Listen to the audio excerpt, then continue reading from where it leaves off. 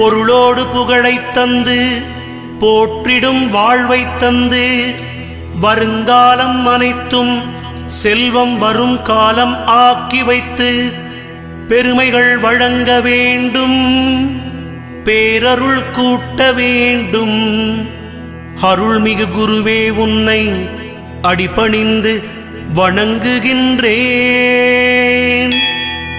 வருடம் ஓர் ராசி வீதம் வட்டமாய் சுழன்று வந்தே தருகிற பலனை நாங்கள் தங்கமாய் ஏற்றுக்கொள்வோம்.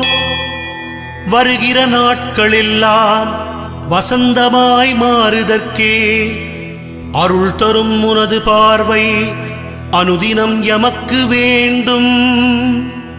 குருவே நீ பார்த்தால் போதும் கோடியாய் நன்மை சேரும்.